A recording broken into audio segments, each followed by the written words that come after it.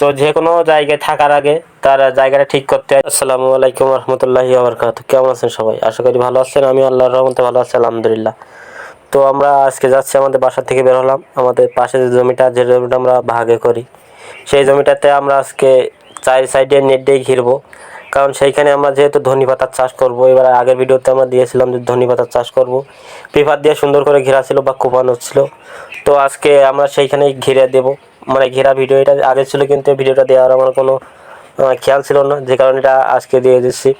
তো এটা মূলত আমরা যা চারি সাইডে ঘিরেছি নেট দিয়ে, যাতে করে এর ভেতরে কোনো শিয়াল বা অন্য কোনো কুকুর জাতীয় কোনো কিছু প্রবেশ না করে এবং যাতে পেপারগুলো নষ্ট না করে।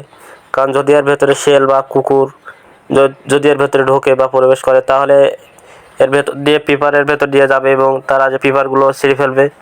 এবং আমাদের ধনেপাতা চাষ করবো, এবং এর ভেতরে যেহেতু এখন বর্ষাকাল, তো যদি পানি আসে এবং শিয়ালেরা অবশ্যই এর ভেতরে ঢুকবে এবং এর ভেতরে ঢুকে এর ভেতরে থাকবে, কারণ বর্ষাকালে তার গায়ে পানি লাগলে তারা একটা আশ্রয় খুঁজবে। তো আমরা চাচ্ছি না যে আমাদের এত স্বাদের বা এত টাকা খরচ করে যে পেপারগুলো কিনে আনা, বা এত টাকা এত কষ্ট করে যে কাজগুলো করছি, সেগুলো যাতে নষ্ট না হয়। যে কারণে আমরা চারি সাইড দিয়ে সুন্দরভাবে আমরা যে নেট আছে সেই নেট দিয়ে সুন্দরভাবে ঘিরে দেব। তো এখন তো যেহেতু বর্ষাকাল, আমাদের এই মাটিগুলো শুকাতে অনেক কষ্ট হবে এবং অনেক দেরি হবে, এবং আমরা একই জায়গায় আমরা পরবর্তীতে আমাদের যে কফি চাষ, সেই কফিটা একই জায়গায় আমরা পরবর্তীতে চাষ করব। তো এই একদিকটা আমাদের সুবিধা, এখন যদি আমরা কাজটা সুন্দরভাবে করে রাখি, তো পরবর্তীতে যখন কফি চাষ করব তখন আমাদের কিছুটা কষ্ট কম হবে। তো আমি এবং আমার আব্বু দুইজন মিলে প্রথম যে একটু হালকা হালকা বৃষ্টি পড়ছে, তো প্রথম চেষ্টা করছি আমরা যে চাদরটা সুন্দরভাবে ঢেকে দেওয়ার। তো আমরা তার আগের দিন রাতে আমরা যে বাজার থেকে পেপার কিনে এনেছিলাম, যেটা দিয়ে আমরা মূলত এই চাদরটা ঢেকবো, সেই পেপার কিনে নিয়ে এসেছিলাম আমরা আগের দিন রাতে।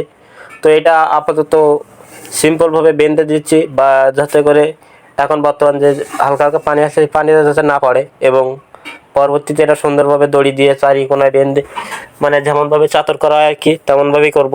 তো এখন বর্তমানে হালকা পরে, মানে যাতে করে পানিটা ভেতরে না পড়ে। এবং আমরা এখানে মোট এবছর 3টা চাদর করেছি।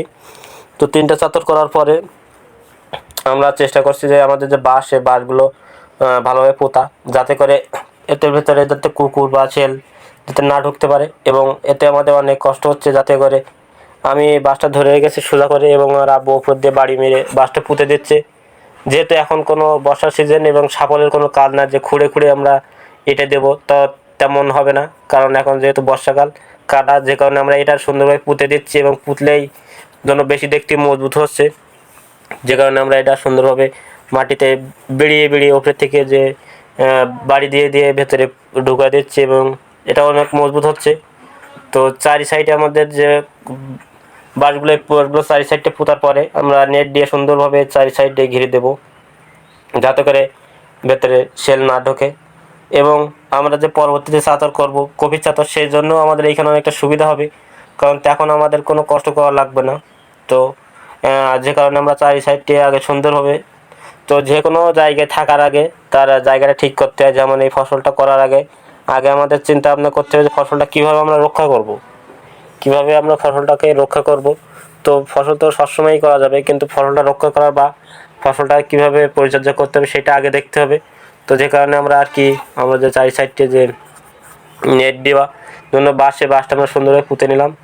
তো চারি কোনায় বাল্টি এবং মাঝখানে একটা করে বাল্টি, যেহেতু আমরা একটু বড়ো পড়ে গেলে নেট দিয়ে ঘিরছি, যে কারণে আমাদের একটু বেশি বাঁশ লাগছে। তো আমরা এখানে মূলত 6টা বার ব্যবহার করেছি। তো 6টা বার দেওয়ার কারণে একটু মজবুত হচ্ছে। যদি আরও 2টা দিতে পারতাম মাঝখানে, তাহলে আর একটু ভালো হতো। এবং যে কারণে আমরা একটু মানে হচ্ছে ভালো, কিন্তু সেই মনের মতন আর ভালো হচ্ছে না। তো এইখানে পরবর্তীতে আমরা একটা বাসার থেকে ছোটো কুঞ্চি বা কোনো একটা কিছু এনে পুঁতে দেবো, যাতে করে সেটা উঁচু করে রাখে। তো এই ছিল আমাদের আজকের কাজ। তো যে কারণে এই কাজটা আমরা সকালেই চলে যাম। এবং এখন যেহেতু বর্ষাকাল, অবশ্যই বর্ষা পানি পড়ছে, তো আমাদের মূলত কাজ কমপ্লিট। তো এখন আমাদের যে তখনকার যে ভিডিও ছিল, ভিডিওটা 2 প্রকার, মানে কেটে কেটে করা, মাঝখানে বাদ দিয়ে দিয়ে। তো প্রথমে আমরা নেট কিনে নিয়ে এসেছিলাম, সেই নেটগুলো আমাদের কুলায়নি, যে কারণে আমরা পরবর্তীতে বিকেলবেলা আমরা আবার পুনরায় নেট কিনে আনি, এবং আনার পরে সেই নেট দিয়ে আমরা সুন্দরভাবে চারি সাইড দিয়ে ঘিরে দেয়, যাতে করে কোনো শেল বা কোনো কুকুরের ভেতরে না প্রবেশ করে। এর ভেতরে অবশ্যই শেল কিংবা কুকুর ফাঁকা রাখলে প্রবেশ করবেই, কারণ আমরা যখন চাতর করি তখন অনেকের চাতরের পিপার বা অনেকে চাতরের ভেতরে যে যখন দানা ফেলে তার ভেতরে গিয়ে শিয়াল থাকে। তো সে এখনও যেহেতু বর্ষাকাল থাকে, তো আমরা চিন্তা ভাবনা করেছি যে আমরা এইগুলো এরকমভাবে ঘিরে চত্বর সাইডে এরকমভাবে ঘিরে এইখানে আমরা চাষটা করব। তো অলরেডি আমাদের চারি সাইডে নেট দিয়ে ঘেরা হয়ে গেছে, যে কারণে নেট কিনে নিয়ে এসেছিলাম, কিন্তু নেট কিছুটা কম পড়েছিল, যে কারণে আমরা পরবর্তীতে আবার নেট কিনে নিয়ে আসি। তো এখন পুরো মাঠব্যাপী ধানের চাষ, কেউ কেউ অন্য অন্য ফসল করেছে, যেমন কেউ বরবটি, ঝাল, বেগুন এবং পাট, ওল এরকমভাবে অনেকেই চাষ করেছে ক্ষুদ্র ক্ষুদ্রভাবে। তো এখন বর্তমান বেশি ধানের সিজন, বেশিরভাগ লোকই ধান চাষ করেছে, যেমন আমরা ধান চাষ করেছি।